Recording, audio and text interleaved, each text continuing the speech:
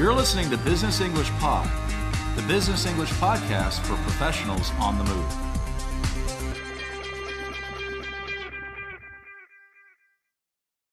Hello and welcome back to Business English Pod for today's lesson on finishing a meeting.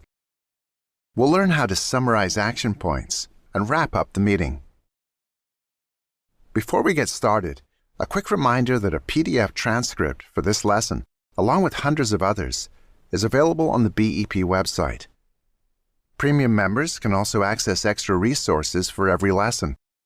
To take a free trial, just head over to www.businessenglishpod.com. A well-run meeting can be productive and useful, but a poorly run meeting can leave everyone feeling like their time has been wasted. And one of the big differences between good and bad meetings is how they end. A good meeting doesn't slowly run out of energy. Instead, there's a clear ending to it, and people come out of the meeting with a strong sense of purpose and a clear idea of what they need to do. Without a sense of purpose, people might feel like the meeting generated a lot of discussion, but nothing more. Giving a strong finish to a meeting isn't actually that hard to do. First off, you need to be clear that the meeting is about to end. That gives people a chance to collect their thoughts. Next, you can summarize the action points and assign tasks. You may also want to emphasize how important they are to give some extra motivation. Then you can wrap up the meeting with some closing thoughts. In today's dialogue, we'll join a meeting at a bank. The team has been discussing some recent issues and future plans. You will hear Lisa provide a strong finish to the meeting with James, Brian, Charles, and Cecilia. As you listen to the dialogue, try to answer the following questions. 1. What question does Lisa ask the group before stating the action items? 2. What does Lisa emphasize about James' planned action? 3. What does Lisa say to officially end the meeting?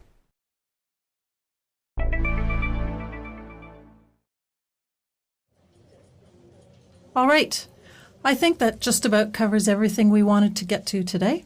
Is there any other business? No. No? All right.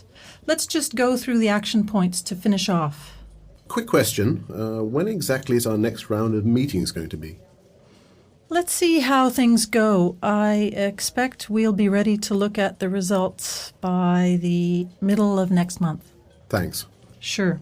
Okay, Brian, your team is going to conduct a risk analysis of our new revolving credit products and send me a report by next Friday. Yep.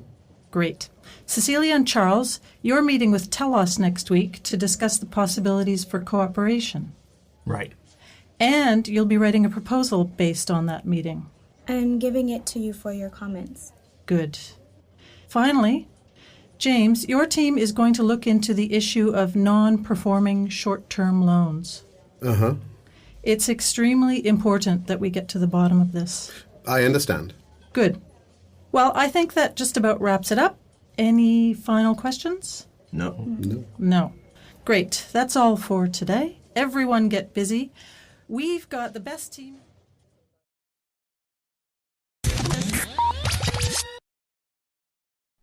Now let's go through the dialogue again and look at the language and techniques Lisa used to end the meeting. All right. I think that just about covers everything we wanted to get to today. Is there any other business? No. No? All right. Let's just go through the action points to finish off. Lisa is letting people know that the meeting is about to end.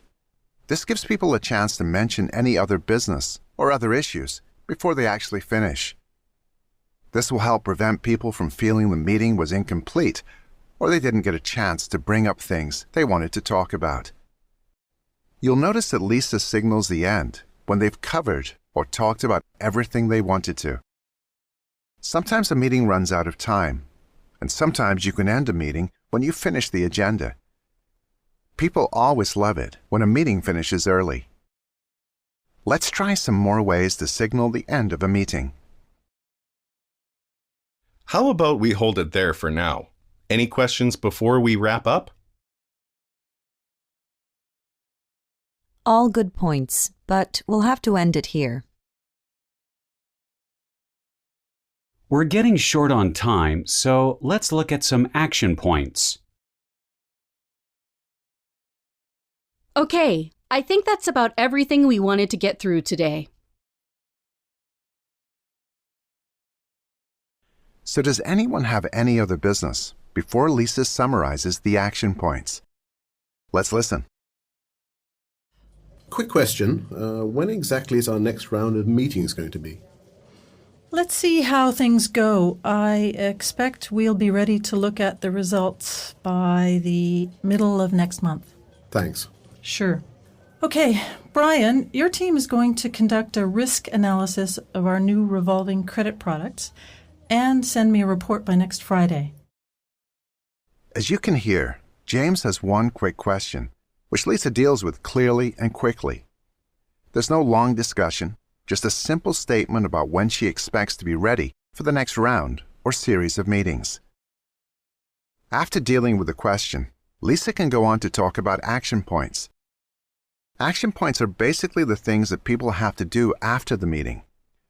Lisa states Brian's action point clearly and directly. His job is to analyze risks in one of their financial products and write a report. Stating action points clearly and directly is a great way to help people end with a sense of purpose. Let's run through some more ways of doing this. Frank, you're going to follow up on that order and report back to me. Okay, so Sandra, you're going to talk to finance about this next week. All right. Our next step will be to review the document for any more errors. So you're going to talk to Anne first, and then get back to me. As we can hear, Lisa has some more action points for the group. Let's listen. Yep. Great. Cecilia and Charles, you're meeting with Telos next week to discuss the possibilities for cooperation. Right. And you'll be writing a proposal based on that meeting. And giving it to you for your comments. Good.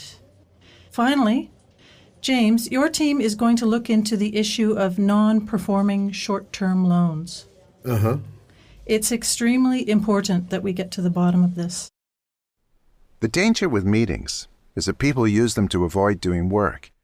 But it's clear for this team that meetings are about making decisions and agreeing on new work activities. Lisa has stated the action points, but she wants to go one step further and emphasize how important they are. That's why she says it's extremely important to get to the bottom of the loans issue. As a manager or team leader, this kind of emphasis can help ensure accountability. Basically, you need to make sure people do what they'll say they'll do. What are some other ways of emphasizing action points to enhance accountability? Let's practice some more examples. I can't stress enough how important this is. It's critical that we solve this problem. These things really need to get done before the next meeting. It's of the utmost importance we all follow through on this.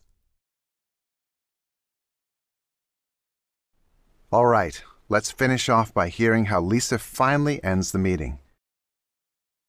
I understand. Good. Well, I think that just about wraps it up. Any final questions? No. No. Great. That's all for today. Everyone get busy. We've got the best team.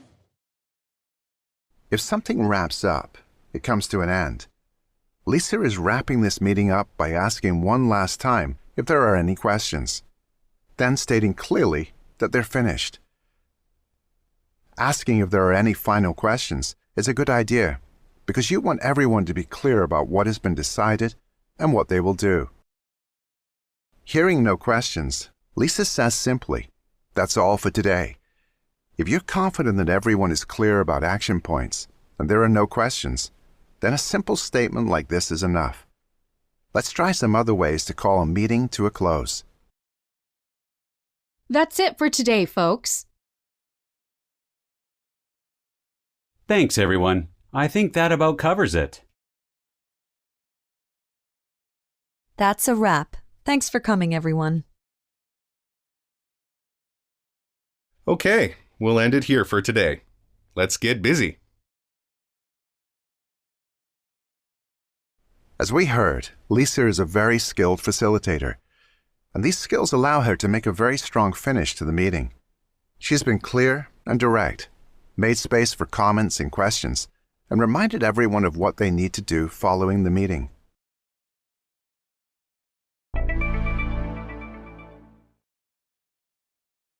Now let's practice some of the language we learned in today's lesson. Imagine you are leading a team meeting. At the end of the meeting, you want to finish strong by stating action points and calling it to a close. You'll hear a cue from one of the team members. Then, I'll give you a suggestion for what you can say in response. We'll guide you through each step in the practice and provide an example answer for each response. Ready? Let's give it a go. Well, that's all I wanted to say on that.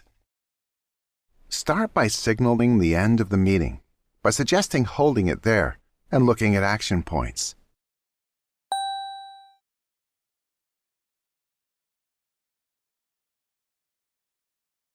Answer. Great. So let's hold it there and look at action points. Okay, and note it here that I'm going to review the budget. Acknowledge and state that Kelly is going to talk to marketing next week.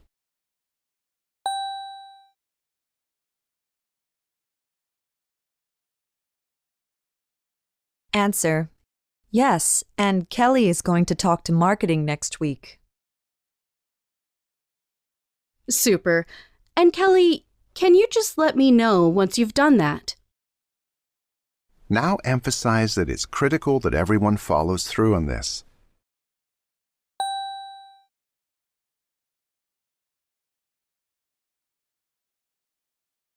Answer.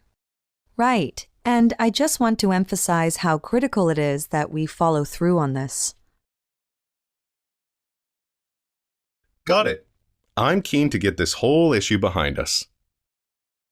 Now wrap up by saying that covers it for today, and thank people for coming.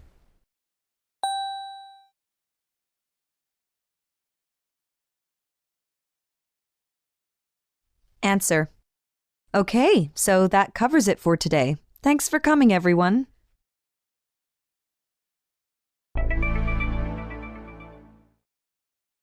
We've reached the end of this lesson on how to finish a meeting. We've looked at signaling the end of the meeting and stating action points.